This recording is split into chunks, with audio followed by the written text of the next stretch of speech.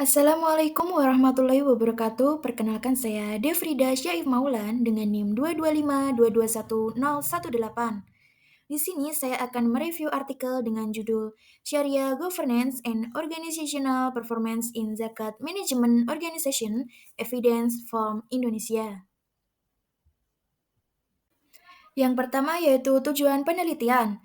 Tujuan penelitian ini adalah untuk menyelidiki dampak tata kelola syariah terhadap kinerja organisasi dalam lembaga pengelolaan zakat di Indonesia selama periode 2017 hingga 2021. Penelitian ini berfokus pada bagaimana faktor-faktor tertentu seperti ukuran dewan direksi, latar belakang pendidikan dewan direksi, ukuran dewan pengawas syariah, dan komponen lainnya dapat mempengaruhi kinerja lembaga dalam mengelola zakat. Kemudian, mengapa penelitian ini penting untuk diteliti? Penelitian ini penting karena eksistensi penelitian sebelumnya mengenai tata kelola syariah dan kinerja organisasi di lembaga zakat masih jarang. Penelitian ini membahas topik yang kurang diteliti dan memberikan wawasan lebih mengenai penerapan tata kelola dalam lembaga tersebut. Selanjutnya yaitu fenomena. Fenomena yang diteliti berhubungan dengan bagaimana tata kelola syariah dapat mempengaruhi kinerja lembaga pengelola zakat di Indonesia yang relevan dalam konteks memberikan transparansi dan akuntabilitas dalam pengelolaan zakat. Penelitian ini mengeksplorasi beberapa aspek yang mempengaruhi kinerja lembaga zakat. Di antaranya yang pertama yaitu ukuran dewan direksi. Seberapa besar dewan direksi dapat berpengaruh terhadap pengambilan keputusan dan kinerja lembaga zakat. Yang kedua yaitu latar belakang pendidikan dewan direksi. Membahas bagaimana kompetensi dan pengetahuan yang dimiliki oleh anggota dewan direksi dapat mempengaruhi efektivitas manajemen lembaga. Yang ketiga, ukuran dan keahlian dewan pengawas syariah. Menyelidiki peran dewan pengawas syariah dalam memastikan kepatuhan terhadap prinsip-prinsip syariah dan bagaimana itu berdampak pada kinerja lembaga. Dan yang keempat yaitu mekanisme transparansi dan akuntabilitas. Fenomena bagaimana transparansi dalam pengelolaan zakat dapat mengurangi konflik kepentingan dan asimetri informasi, serta dampaknya terhadap kepercayaan stakeholder dan kinerja organisasi. Kemudian gap riset. Gap riset diidentifikasi dalam kurangnya studi empiris yang menyelidiki pengaruh tata kelola syariah terhadap kinerja organisasi di lembaga zakat, sehingga penelitian ini berusaha untuk mengisi kekosongan tersebut. Secara keseluruhan, penelitian ini menjembatani gap tersebut dengan menyediakan bukti empiris dan analisis yang diharapkan dapat memberikan kontribusi bagi pengembangan teori dan praktik tata kelola syariah dalam lembaga zakat. Selanjutnya yaitu teori. Teori yang digunakan dalam penelitian ini adalah teori agensi. Teori ini menjelaskan hubungan antara dua pihak, yaitu prinsipal dan agen, di mana prinsipal memberikan wewenang kepada agen untuk mengelola sumber daya atau dana dengan tanggung jawab tertentu. Dalam konteks penelitian ini, prinsipal dapat dianggap sebagai pihak-pihak yang memberikan mandat kepada lembaga zakat atau agen untuk mengelola dana zakat secara efektif dan sesuai dengan prinsip-prinsip syariah. Variabel penelitian. Dalam artikel ini terdapat dua variabel penelitian, yaitu variabel independen atau yang mempengaruhi dan variabel dependen atau yang dipengaruhi. Untuk variabel independen atau yang mempengaruhi, yaitu yang pertama, ukuran dewan direksi. Yang kedua, latar belakang pendidikan dewan direksi. Yang ketiga, ukuran dewan pengawas syariah. Yang keempat, keahlian dewan pengawas syariah. Yang kelima, ukuran dewan pengawas. Dan yang keenam, ukuran dewan manajemen. Untuk variabel dependen atau yang dipengaruhi yaitu kinerja organisasi.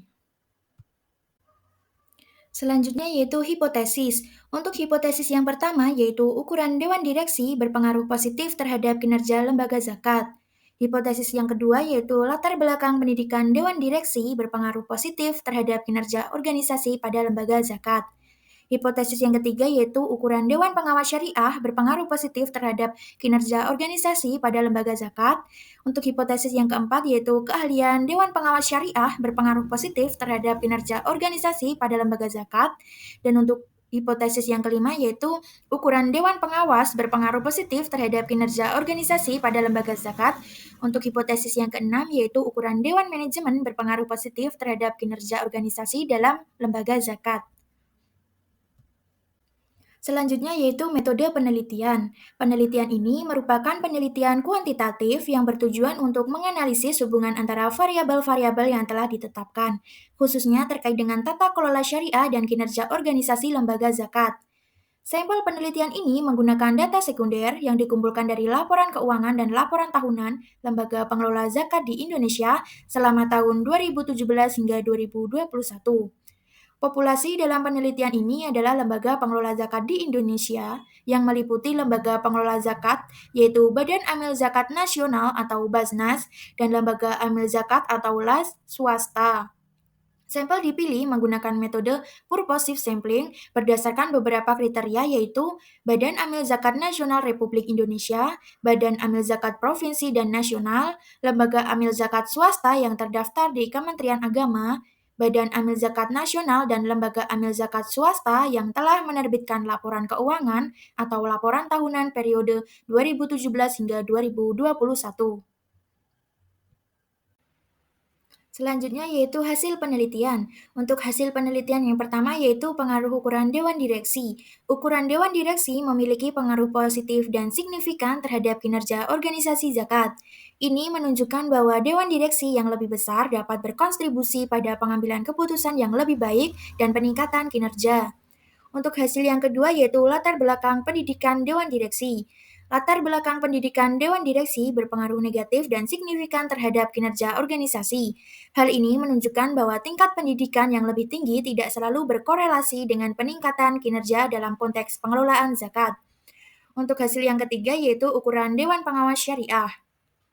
Ukuran Dewan Pengawas Syariah memiliki pengaruh positif dan signifikan terhadap kinerja organisasi zakat dalam satu model, tetapi dalam model kedua, pengaruhnya tidak signifikan.